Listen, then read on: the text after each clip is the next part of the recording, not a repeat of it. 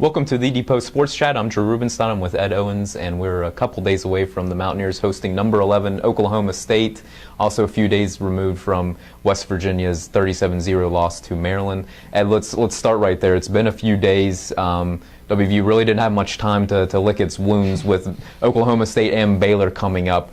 What is the mood of the team? How have they responded since that lopsided loss? Surprisingly upbeat. Player interviews Tuesday night. The guys said they were able to put it behind them. It was a little difficult, obviously, coming off the worst shutout loss in over 3 decades.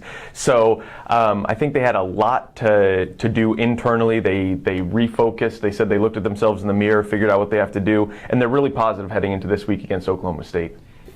When you look at the makeup of WVU's team right now, the defense is what the offense was last year in a lot of ways, where it's held up its end of the bargain, so to speak, where the offense has kind of just stumbled and things like that. How is the defense handling its role? Do you sense any frustration between that side? Like, come on, offense, let's pick it up, or how are they handling it right now? I think there's a general sense of frustration with the team right now. I don't think anybody's really happy with the product they're putting out on the field. But defensively, specifically, those guys, they're talking about remembering last year, learning from last year, how it was a tough time. They knew they weren't holding up their end of it last year, and it was frustrating for them, but the offense didn't pile on. They said the offense kind of had their back, they stuck together as a team, and they learned from it. And right now, the defensive guys are talking about how they're out there encouraging the offensive players, trying to remind them that it is a team game, not to put too much pressure on themselves, and that if they just keep working at it, they feel like eventually it will all come together. Well, and this week the defense is going to have to keep doing what it has been, but it's probably going to be difficult because this is probably the best offense that the Mountaineers have faced so far this season. I guess, would you agree with that? And obviously there's a lot of similarities between Oklahoma State and West Virginia, where Dana Holgorsen came from. They still run his offense to a degree. Is this in a lot of ways going up against a team that looks like the one they practice against, or how will all those things play out? Yeah, defensive lineman Shaq Rowell yesterday said it. It is going to be going up against the offense they play against every day, only better.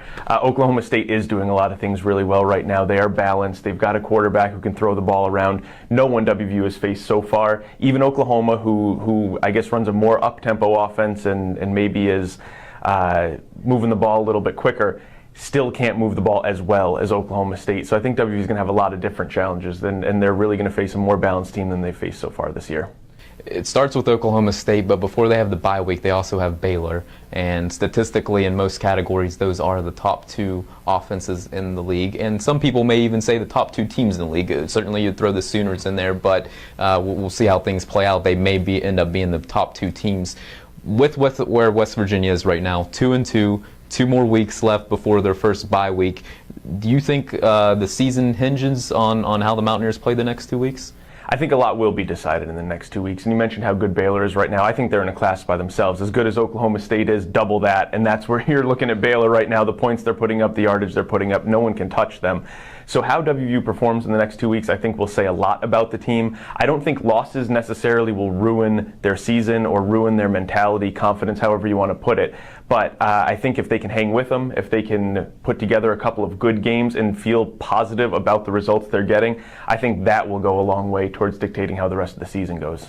And last one, Dana Holgorsen's talked a lot this week about changing things, only certain things though, but in terms of offensive scheme and the way they practice, he doesn't want to change that, but he does want to mix up just the attitude of the team. Do you think that's working out, or is that something that we'll learn on Saturday game day? Yeah, I think we're going to have to wait and see. Dana, I hope he was joking. He talked about changing the way he gets dressed. He talked about changing what he had for lunch. Obviously, those things are not going to change the offensive product they put on the field. I think what he's trying to do is take the pressure off. The guys are pressing. Offensively, they know they're not there right now. A lot of new guys in a lot of new spots.